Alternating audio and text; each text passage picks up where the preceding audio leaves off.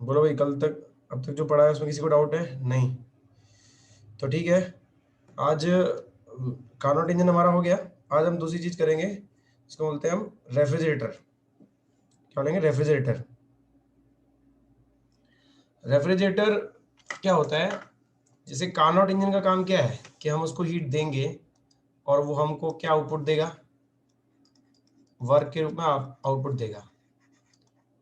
ऐसे ही रेफ्रिजरेटर को समझते हैं। रेफ्रिजरेटर क्या करता है? देखो कि वो जो चीज ठंडी होती है, जो लोअर टेम्परेचर होता है, उससे हीट निकालता है, ठीक है, और उसको और ठंडा करता है। यही काम करता है, ठंडे को और ठंडा करना रेफ्रिजरेटर काम है। लो टेम्परेचर से भी हीट को बाहर निकालना वो रेफ्रिजरेटर का काम है। और इसके लिए उसको एक एनर्जी, इलेक्ट्रिकल एनर्जी जो हम देते हैं, उसकी जरूरत पड़ती है। तो तुम देख रहे हो कि ये H for higher and L for lower.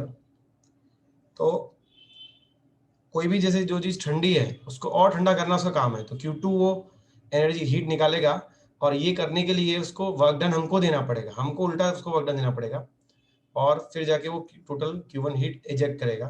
तो यहाँ पे तुम देख सकते हो कि what is Q2 here? Q2 is heat extracted from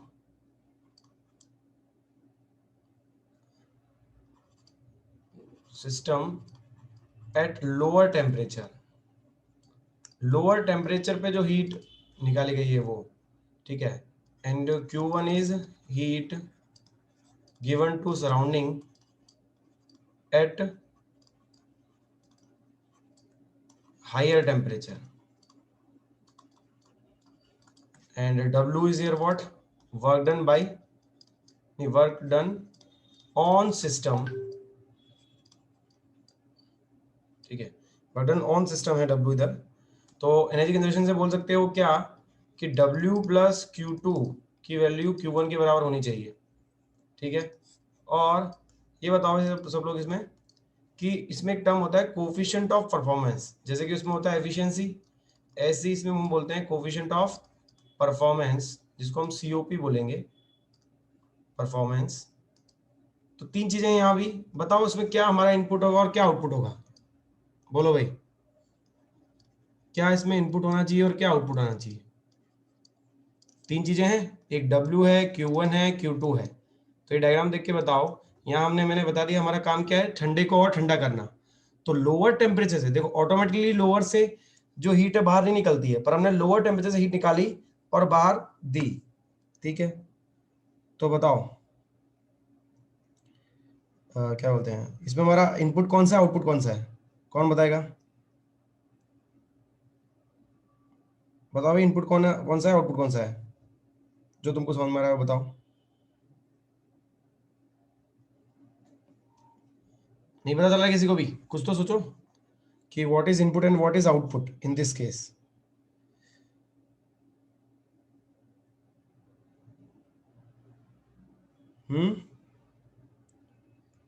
देखो, इसके अंदर जो हमारा इनपुट है जो हम दे रहे हैं वो है वर्क डन, और जो हमारा आउटपुट आ रहा है वो जो ये ठंडा कर रहा है, कितना ठंडा कर रहा है? Q2 ठंडा कर रहा है। तो इसीलिए इसके अंदर COP हो जाएगा Q2 डिवाइडेड बाई, ये तो आउटपुट हो गया, और इनपुट क्या? W। और इसको तुम क्या लिख सकते हो?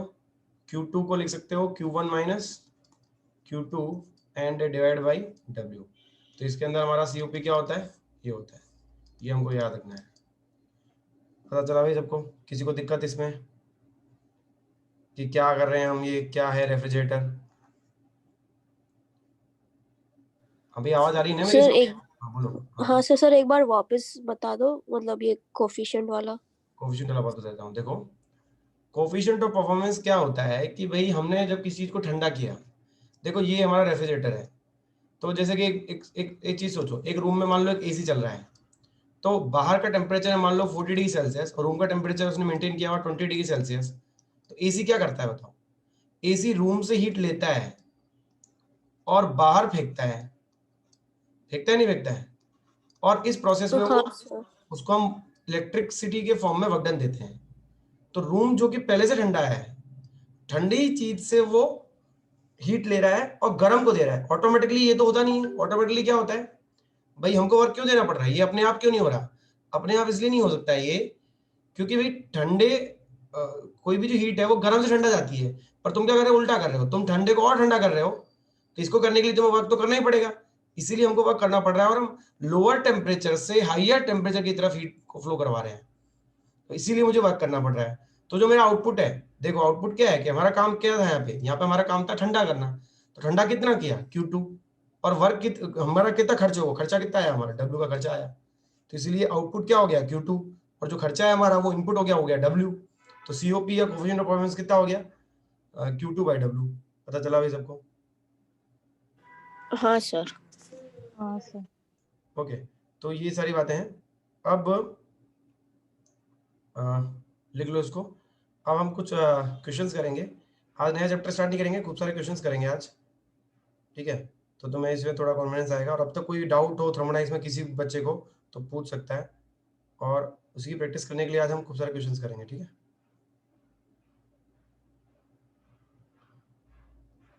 अलग अलग जो भी अजीब अजीब क्वेश्चंस होते हैं, और फिर बाकी क्वेश्चंस की प्रैक्टिस तो और सर आएंगे तो और को करवा देंगे, तुम्हें शीट करवा देंगे। फिलहाल हम आगे बढ़ते जाएंगे, तब नेक्स्ट क्लास में फिर हमें ना नया चैप्टर स्टार्ट करेंगे, ठीक है? ये यहाँ पे हमारा KTG थर्मो खत्म हो गया है। लिख लिया भाई सबने?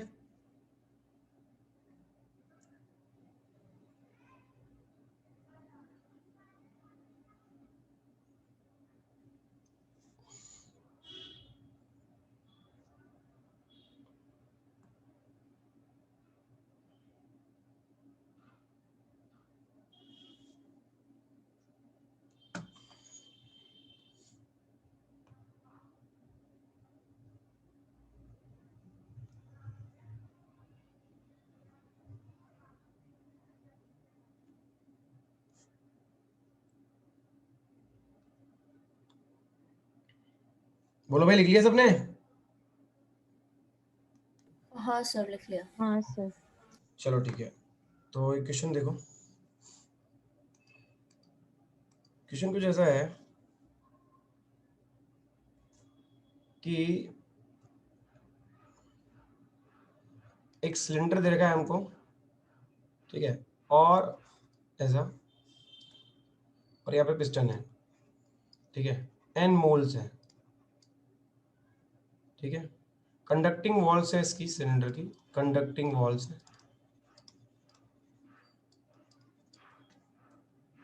और टेम्परेचर ऑफ द सराउंडिंग दे रखा है कितना, T, सराउंडिंग का टेम्परेचर T दे रखा है क्वेश्चन में, कैपिटल T, और पिस्टन इनिशियली क्या इक्विलिब्रियम में है, और सिलेंडर के इनिशियली बोला हुआ है क्वेश्चन में, initially piston is in equilibrium, ठीक है, और N मोल्स ऑफ गैस है इसके अंदर, वो बताइए। अब पिस्टन को slowly, now the piston is slowly displaced, question लिखते रहना मेरे साथ, piston is slowly displaced by an external agent, by an external agent to make the volume double, to make volume double of its initial value, okay, ऐसा कुछ है। find work done by, find work done by external agent in terms of, agent in terms of N, R and T, ऐसा question है,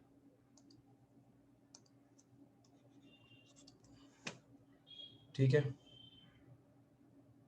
तो करें भाई question को solve. देखो इस क्वेश्चन में क्या है, ये मतलब बहुत बेसिक बेसिक चीजें हैं इसमें, ठीक है? बाकी डिफरेंट डिफरेंट प्रोसेस दी होती है तो हम डायरेक्टली कर लेते हैं, पर इसमें हमको बिल्कुल बेसिक जाना पड़ेगा और समझना पड़ेगा कि हो क्या रहा है यहाँ पे। तो कंडक्टिंग वॉल्स यहाँ पे दे रखी है, और स्लोली स्लोली ये सारी चीजें हो रही हैं, ठीक है? अब ये बताओ, पहली बात तुम्हें समझ में आती होगी कि वर्क डन बाय जो एक्सटर्नल एजेंट है वो क्या है, पॉजिटिव होगा, हाँ या ना? क्यों? क्योंकि एफ एक्सटर्नल, इसका तुम इसका एफबीडी अगर सोचोगे तो कुछ ऐसा होगा, ये पिस्टन है ऐसा, और इसको खींचने के लिए हम एफ एक्सटर्नल इस तरफ लगा रहे होंगे और इसी तरफ डिस्प्लेसमेंट हो रहा है, तो work done by F external क्या होगा, पॉजिटिव होगा ऑफ कोर्स, ऐसा कुछ होगा। और यहाँ पे जो पी गैस का जो प्रेशर है इनटू ए फोर्स लग रहा होगा, और एक बाहर का पी नॉट ए लग रहा होगा। यही 3 फोर्सेस हैं यहाँ पे। यहाँ तक बात सबको समझ में आती है? ठीक है, ओके। अब देखो, वॉल्स क्या है, कंडक्टिंग है, ठीक है। जब वॉल्स कंडक्टिंग है तो क्या होगा कि जैसे अगर कोई हीट जनरेट भी होगी तो वो हीट जो टेम्परेचर है, और बहुत स्लो प्रोसेस हो रहा है, बोला हुआ है ये स्लोली, कहाँ गया, हाँ ये रहा। तो इसीलिए हीट जनरेट भी होगी तो वो सीधा सीधा ट्रांसफर हो जाएगी, तो अल्टीमेटली टेम्परेचर क्या रहेगा बेसिकली, ठीक है, टेम्परेचर हमारा इस केस में क्या रहने वाला है, कांस्टेंट रहने वाला है, क्योंकि वॉल्स कंडक्टिंग है और हम क्या कर रहे हैं, स्लो स्लो प्रोसेस करवा रहे हैं, इसलिए। तो अगर ऐसा है तो इक्विलिब्रियम पे अगर हम बात करें, इक्विलिब्रियम पे क्या होना चाहिए कि P A plus F external बराबर कितना होना चाहिए, पी एटमॉस्फेरिक, यहाँ पे पी नॉट क्या है, एटमॉस्फेरिक प्रेशर है, एटमॉस्फेरिक प्रेशर पी नॉट, ठीक है। तो this must be equal to P naught into A, ऐसा होना चाहिए। एफ एक्सटर्नल यहाँ से कितना आ गया, एफ एक्सटर्नल आ गया मेरे पास P naught minus P into A, P यहाँ पे पी ऑफ गैस है ऑफकोर्स, ठीक है। तो work done by F external अगर निकालोगे, work done by F external अगर निकालना चाह रहे हैं हम, ये हमको पूछा है क्वेश्चन में, तो क्या होगा, एफ डी एक्स होगा, एफ एक्सटर्नल डी एक्स। अब इंडिकेट कहाँ से कहाँ तक करेंगे, जो भी उसकी मान लो वैल्यू एक्स की जो वैल्यू रही, लेटेस्ट से हम इसको थोड़ा खींचते इसको डबल वॉल्यूम कर दिया है तो बेसिकली, ठीक है। तो मान लेते हैं कि 0 से लेके डी तक उसको डिस्प्लेस किया है हमने, ठीक है। ये उसका 0 तो मान लो बाद में ये डी है, ठीक है। ये work done by F external है। तो जब इसको सॉल्व करोगे तो एफ एक्सटर्नल की वैल्यू डाल दो, तो इसमें डाला तो कितना आ गया कि P atmosphere P naught A D X minus P naught A D X minus P D X into A, और इसको इंटीग्रेट, दोनों का इंटीग्रेशन, ठीक है। सिंपल है, यहाँ तक आई थिंक सबको समझ में आता होगा। पी ए डी एक्स, इसका इंटीग्रेशन, इंटीग्रेशन इसका भी 0 से डी तक और इसका भी 0 से लेके डी तक, ठीक है। अब जब तुम इसको सॉल्व करोगे, पी नॉट कॉन्स्टेंट है, ये बाहर आ जाएगा, ये सारी चीज बाहर आ जाएगी, ये पी नॉट तो कॉन्स्टेंट रहने वाला है, तो ये क्या हो जाएगा, पी नॉट बाहर आ गया और अंदर क्या आया, अब ए भी बाहर आ गया, अंदर आ डी एक्स 0 से लेके डी तक। अब नोटिस करना, क्योंकि मैंने बताया ये आइसोथर्मल प्रोसेस है, तो हम इसको क्या बोलते हैं, माइनस, हाँ सॉरी बीच में क्या था, माइनस, क्योंकि एक ऐसी प्रोसेस है, आइसोथर्मल प्रोसेस है, तो माइनस, यहाँ हम क्या लिखेंगे, पी ए की जगह मैं पी की जगह एनआरटी बाई वी लिख सकता हूँ, ठीक है। और एनआरटी बाई वी, और एडीएक्स को मैंने लिख दिया डीवी, तो वॉल्यूम की वेरिएशन क्या होगा, वी से लेकर 2v तक हो रहा है, लिमिट भी वेरिएबल वो भी चेंज करना पड़ेगा, कर दिया हमने। तो ये कितना आ गया, पी नॉट ए डी और माइनस, इस पूरे को सॉल्व करके हमको पता है क्या आने वाला है, एनआरटी एल एन टू आने वाला है, एस थर्मल का ऑर्डर नहीं होता है, nRT L N final volume अपन initial volume, nRT L N two आ गया इसके अंदर। तो फाइनल आंसर अपना कितना है कि पी नॉट, और ये क्या था भाई, अगर ये डी डिस्टेंस तुमने वेरी कराई है तो पहले वी था तो बाद में 2v था, तो ये भी पी नॉट वी है, तो P naught V minus N R T L N two, ठीक है। और पी नॉट वी क्या होगा, पी नॉट वी खुद एन आर टी होगा भाई, इनिशियली तुम लिख सकते हो ना कि P V equal to N R T, ठीक है। तो हम यहाँ से क्या लिख देंगे कि P naught equal N R T लिख दिया, तो ये भी एन आर टी आ गया, N R T minus N R T L N two, तो यहाँ से एन आर टी कॉमन ले लो, तो आंसर कितना आ गया, N R T minus 1 minus L N two. बोलो भाई समझ में आया सबको, हाँ या ना? हाँ सर। ठीक है, इसको लिख लो। अब इसी क्वेश्चन को दूसरे मेथड से भी करेंगे अभी अपन, ये तो अपन ने बिल्कुल बेसिक से सोच के किया कि भाई ऐसा ऐसा हमने करा, ठीक है। इसमें नोटिस करने वाली बात ये थी, दो इंपॉर्टेंट फैक्ट थे जो हमको समझने आगे जाके याद भी रखने हैं कि भाई कंडक्टिंग वॉल्स दी हुई और स्लो प्रोसेस है, तो टेम्परेचर नहीं बदला, ये हमको दिया नहीं था आइसोथर्मल, पर हमने ये क्वेश्चन को पढ़ के समझा और फिर लगाया कंसेप्ट। ऐसे डायरेक्टली बहुत कम देते हैं कि हाँ ये ऐसा प्रोसेस है, हमको समझना पड़ता है सिचुएशन में क्या हो रहा है, तब जाके हम ये वर्क डन वाली वो चीजें वो लगा पाए और फिर आगे सॉल्व किया हमने। लिख लो तो बता देना भाई सब लोग।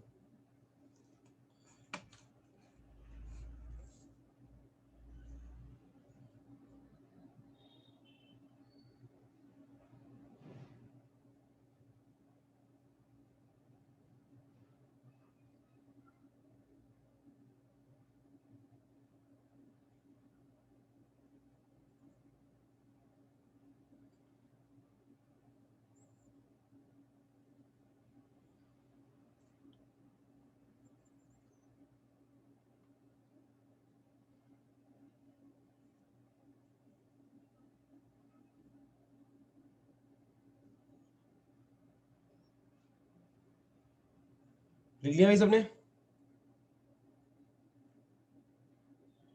बोलो भाई। हाँ सर। ठीक है, अब देखो इसी क्वेश्चन को अगर हम दूसरे मेथड से सोचें तो देखो किस तरह सोच सकते थे। मेथड 2 हम ये बोल सकते थे कि भाई टोटल जो है वर्क डन ऑल बराबर डेल्टा के वाला लॉजिक लगाते हैं, तो और कोई सारे फोर्सेस को इन्वॉल्व करना पड़ेगा हमको। अब तुम ये बताओ, क्योंकि टी कांस्टेंट है तो हम ये बात समझ सकते हैं कि जो हमारी इंटरनल एनर्जी वो सेम रहेगी, तो टोटल काइनेटिक एनर्जी जो बॉडी की है, हाँ ठीक है बेटा, मैं रिकॉर्डिंग भेज दूंगा जो लोग नहीं अटेंड कर पा रहे हैं। हाँ तो क्या बोला था मैं, एक मिनट। तो टी हमारा क्या रहेगा, कांस्टेंट रहेगा। तो टी कांस्टेंट रहेगा तो हम बोल सकते हैं कि जो टोटल डेल्टा के है वो क्या होने वाला है, क्योंकि इंटर एनर्जी फिक्स रहेगी कांस्टेंट, तो जो डेल्टा के है वो जीरो होने वाला है, चेंजिंग काइनेटिक एनर्जी। तो this must be equal to zero. तो नेट वर्क डन पर इसमें वर्क डन सारे फोर्सेस का आ जाएगा। तो इसमें कौन कौन आएगा, देखो work done by gas plus फिर वर्क डन जो एटमॉस्फेयर ने किया होगा क्योंकि वो फोर्स लगा रहा है, फिर work done by external force, क्योंकि तीन फोर्स है ना, एक तो पी ए फोर्स है, एक पी नॉट ए फोर्स है, ये किसका है, गैस का है। ये कौन सा फोर्स है, एटमॉस्फेयर का फोर्स है। एक एफ एक्सटर्नल फोर्स है। तो तीनों का हमने वर्क डन लिख दिया, इज इक्वल टू क्या आना चाहिए, जीरो आना चाहिए। तो वर्क डन बाय गैस तो क्या गैस थर्मल प्रोसेस है, सीधा लिख सकते हैं NRT V final minus V final upon V initial. और वर्क डन बाय एटमॉस्फेयर, तो वर्क डन बाय एटमॉस्फेयर जब तुम देखोगे तो वो कितना होगा भाई, प्रेशर एटमॉस्फेयर का प्रेशर तो सेम है, ठीक है। तो पी नॉट डीवी से करोगे तो पी नॉट डेल्टा वी, तो वो कितना आ जाएगा, पीवी आ जाएगा। पीवी बराबर कितना होगा, एनआरटी।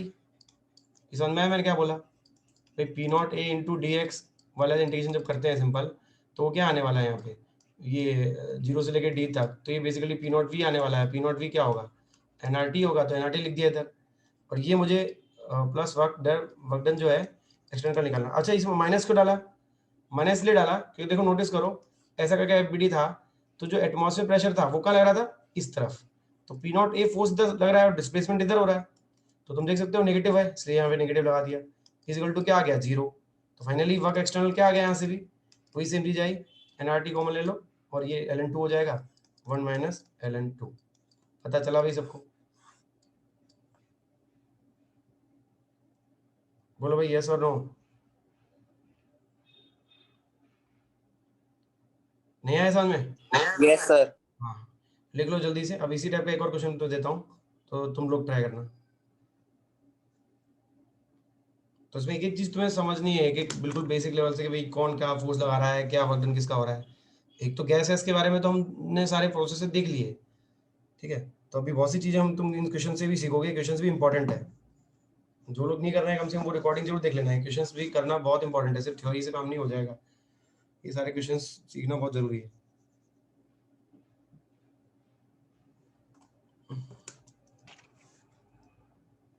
लिख लिया भाई सबने? हाँ सर। ठीक है, तो देखो अगला क्वेश्चन अब है, इस बार क्या किया हमने, एक नॉन कंडक्टिंग पिस्टन है ऐसा, पिस्टन तो नॉन कंडक्टिंग होना ही चाहिए, और ऐसा है देखो, ठीक है। मैं लिख देता हूँ, a non conducting piston, question लिखते रहना साथ में, a non conducting piston of mass small m and area of cross section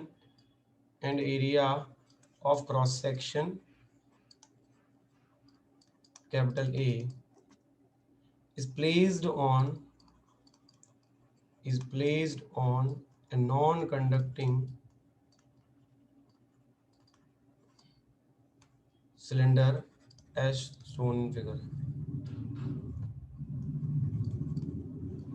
ठीक है। अब जो टेम्परेचर है वो दिया हुआ है T, ठीक है।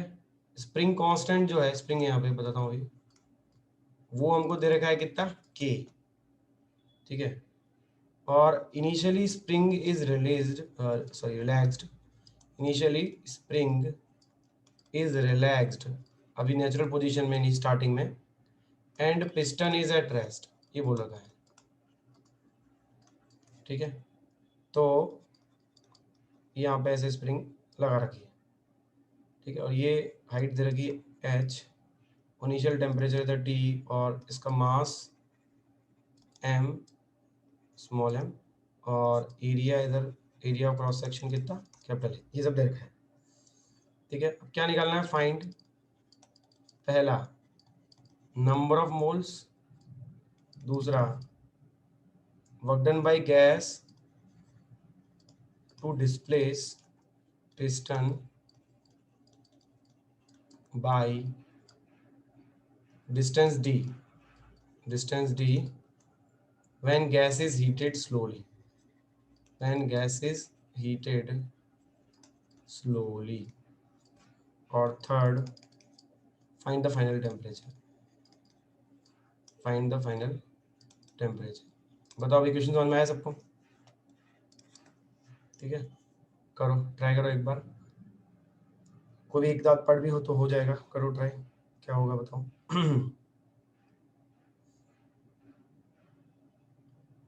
पहला पार्ट तो कम से कम बता दो, दूसरा धीरे चलो मैं बता दूंगा।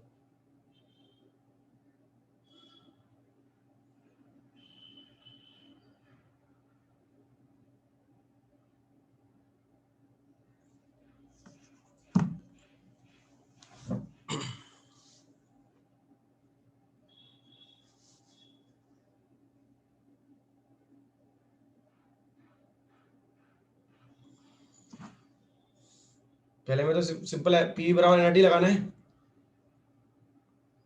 एरिया दिया है, एच दिया है, सब कुछ दिया है, तो वॉल्यूम तो दे रखा है, आर भी पता है, टी भी दे रखा है, सिर्फ पी निकालना है तुम्हें। पी निकल गया तो पहला पार्ट हो जाएगा, पी ऑफ गैस। इनिशियली कोई प्रोसेस भी नहीं हुई है, सिंपल जो है सब इक्विलिब्रियम में स्टार्टिंग में, तो उस केस में बस पी निकाल लो तो पहला पार्ट तो तुरंत आ जाएगा। बताओ अभी पहले का आंसर चाहिए मुझे तुम लोगों से, क्या आंसर आएगा पहले का?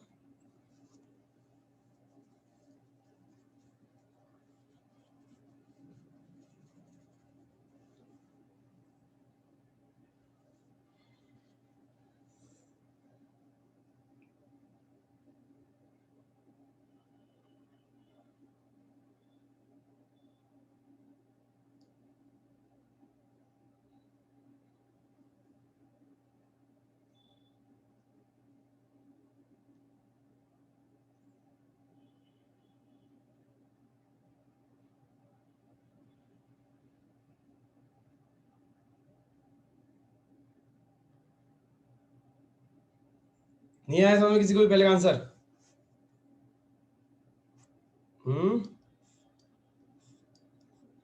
देखो इसका मान से एम दे रखा है, तो मान से दिया तो कोई बात नहीं होती, इसका मतलब नीचे इस पे एम जी लगेगा, और इस पे और फोर्सेस देखोगे अगर, अभी तो स्प्रिंग तो नेचुरल पोजीशन में नहीं चली तो इसका फोर्स तो नहीं है, और नीचे से फोर्स लग रहा होगा पी ए, और बाहर से लग रहा होगा पी नॉट ए, और क्योंकि ये इक्विलिब्रियम में बोल रखा है तो मैं क्या कह सकता हूँ सिंपल, कि P naught A plus M G must be equal to P A. हाँ या ना, बोलो भाई, बोलते नहीं है, नहीं पता चला? हाँ सर। हाँ, तो P यहाँ से निकल के आ गया, तो जब P निकल के आ गया ना फिर तो सिंपल है चीजें, क्योंकि PV बराबर क्या होता है, nRT होता है, N बराबर PV बाई RT, और V की वैल्यू कितनी हो जाएगी इनिशियली, अभी इनिशियल है, अभी कुछ प्रोसेस नहीं हुई है, फर्स्ट में भी कुछ भी हुआ नहीं है, जो है वो है बस, सब इक्विलिब्रियम में। स्प्रिंग का भी कोई रोल नहीं, क्योंकि स्प्रिंग अभी रिलैक्स पोजीशन में दे रखी है, तो स्प्रिंग कोई फोर्स अभी लगा नहीं रही है। V अभी कितना है, AH है, डाल दो इसके अंदर, तो N कितना आ गया, PV बाई, तो P की वैल्यू डाल दी, P naught A plus M G by A into V, V कितना ए एच, और डिवाइड बाई आर टी, तो पहले का आंसर तो ये आ गया। हाँ या ना, आया समझ में सबको कि नहीं आया? पता चला भाई? चलो ठीक है, अब देखो सेकंड में सोचते हैं, सेकंड में तुम लोग करोगे या बता दूं मैं? कर रहा है कोई आंसर ला रहा है, कि किसी का आंसर आ रहा है सेकंड का? चलो मैं बता देता हूँ, देखो ध्यान से। अब सेकंड में बोला गया कि हमने हीट दी है, और हीट दे रहे हैं हम स्लोली, तो जब सेकंड में अगर एफबीडी बना के तुम देखोगे, देखो दोनों मेथड से इसमें भी करेंगे, जैसे पिछली क्वेश्चन में किया था, तो इसमें सिंपल एफबीडी बना के अगर हम पहले बिल्कुल बेसिक से सोचे हैं, तो क्या हुआ, मान लो पहले पिस्टन यहाँ था, ठीक है,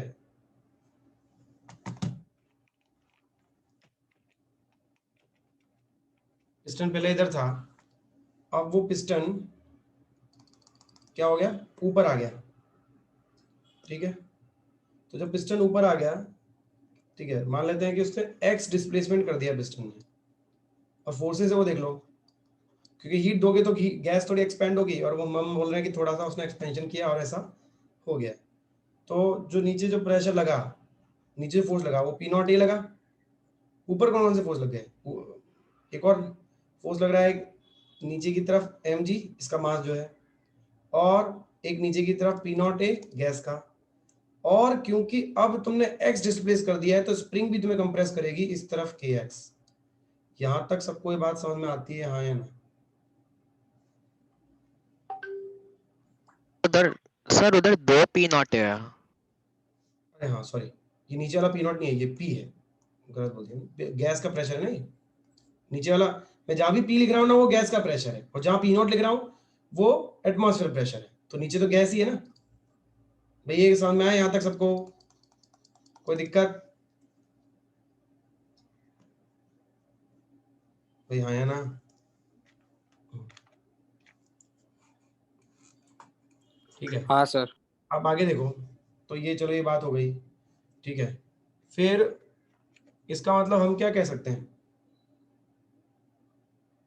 और इक्विलिब्रियम क्योंकि बहुत स्लोली स्लोली हो रहा है, तो स्लोली स्लोली हो रहा है तो मतलब हर पॉइंट पे इक्विलिब्रियम होगा, वही रिवर्सल प्रोसेस वाला फंडा। तो हम क्या बोलेंगे फाइनली, कि पहले तो इसको लिख दो कि mg plus P naught A plus K X, this must be equal to P A, ठीक है, पहली इक्वेशन ये आ गई। अब मुझे चाहिए क्या, मुझे पूछा गया कि वर्क डन बाय गैस बताओ, तो वर्क डन बाय गैस अगर तुम देखोगे तो वर्क डन बाय गैस तो कितना होगा, वो होगा उसका जो भी प्रेशर है P इंटू डी वी, या फिर पी ए डी एक्स, हाँ वो डी वी होने वाला है, वही पी डी वी, और जीरो से लेके कहाँ तक, उसको तुमने डी डी डिस्प्लेस किया है तो डी डिस्प्लेस कर दिया, यहाँ तक आई थिंक किसी को प्रॉब्लम नहीं होगी।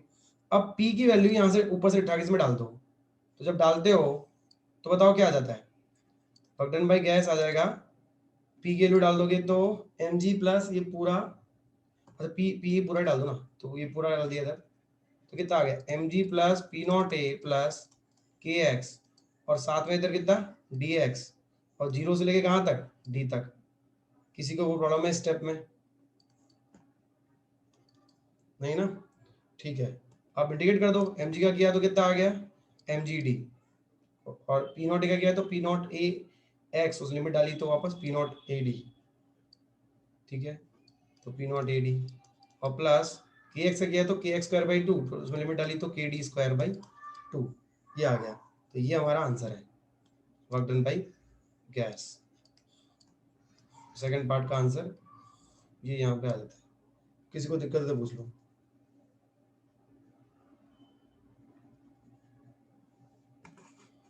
भाई हाँ या ना?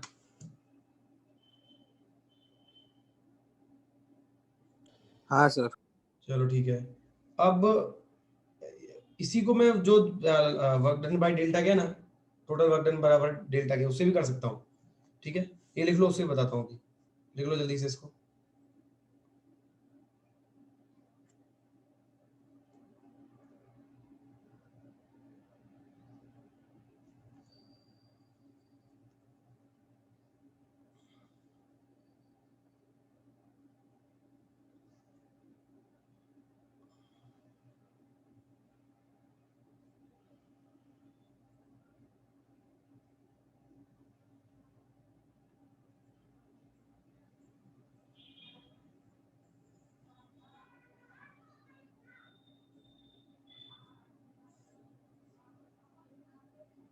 लिख लिया सबने?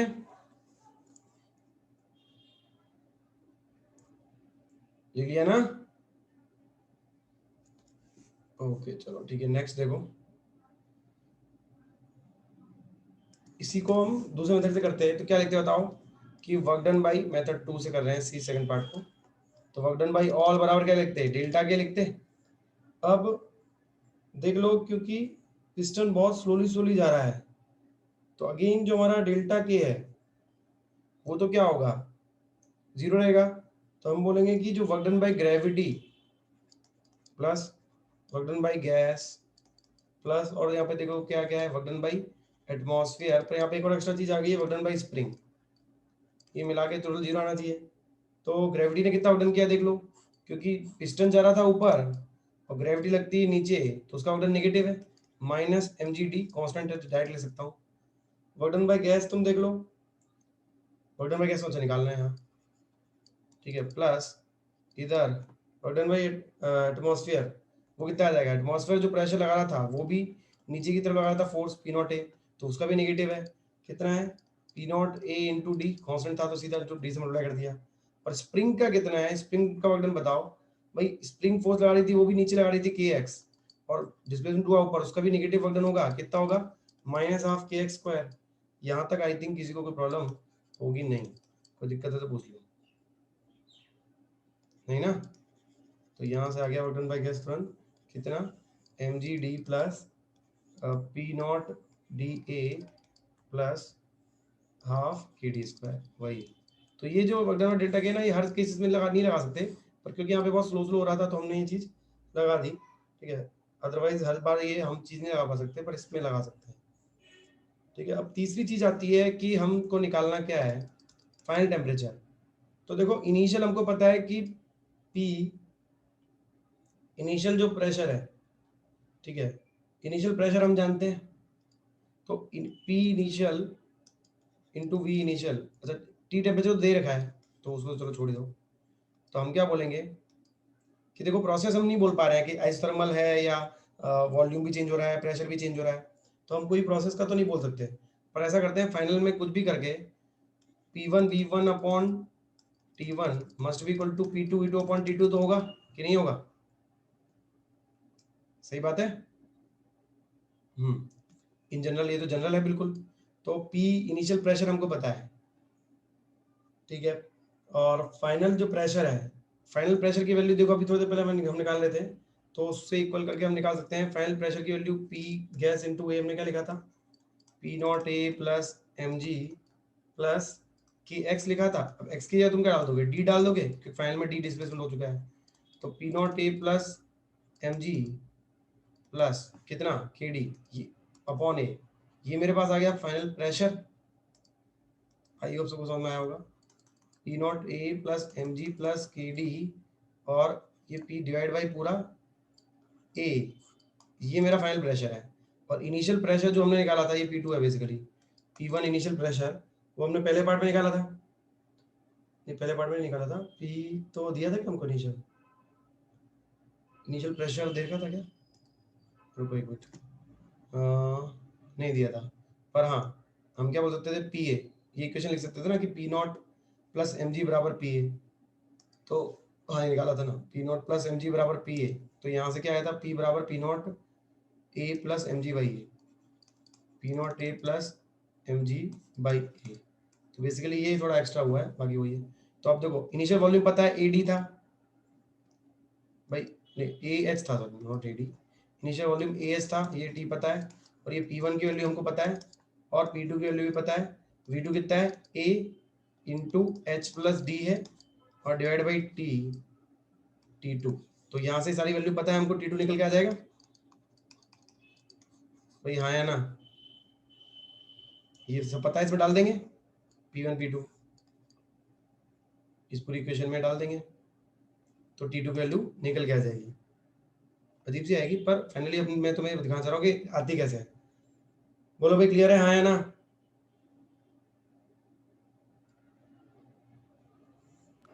भैया हाँ सर। हाँ ठीक है, हाँ सर। चलो ठीक है। अब थोड़ा दो तीन एक आध क्वेश्चन ग्राफ वाला करते हैं, कि जैसे कि अभी ये नहीं कराया ना तुमको कभी भी, पीवी से टीवी बनाना और पीवी से पीटी बनाना, नहीं कराया ना, तो चलो एक क्वेश्चन उसका करते हैं। अच्छा ये लिख लिया सबने,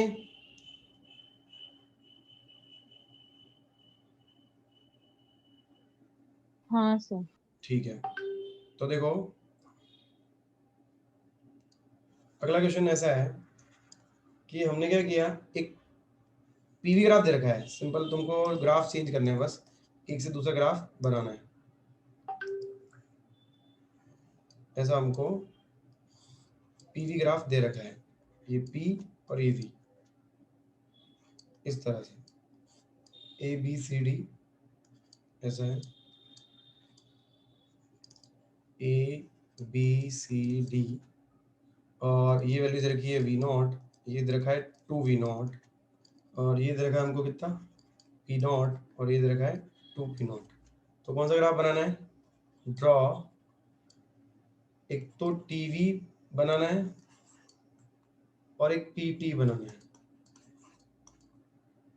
ठीक है, क्वेश्चन समझ में आया अभी सबको? ट्राई करो एक बार जल्दी से, कर सकते हो, ये तो सिंपल क्वेश्चन है, कोशिश करो सब लोग। ग्राफ चेंज करना है हमको, एक तरफ के ग्राफ से दूसरे टाइप का ग्राफ बनाना है।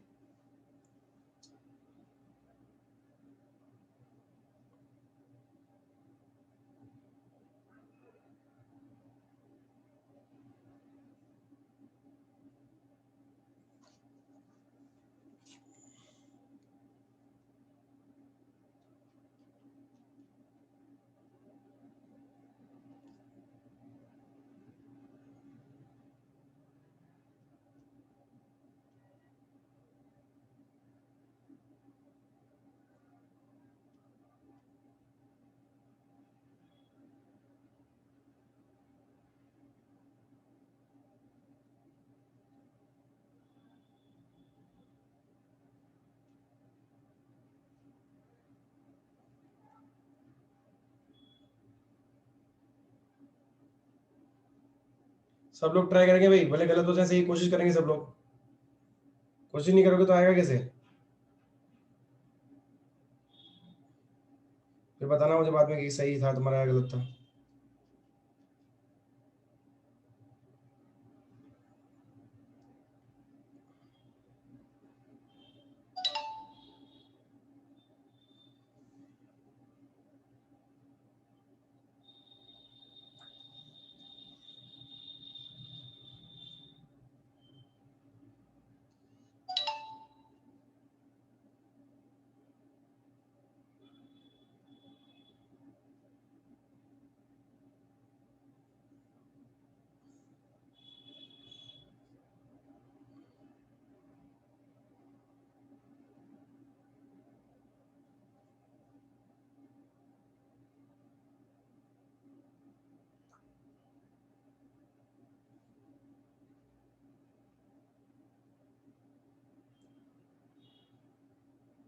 बना लिए ग्राफ?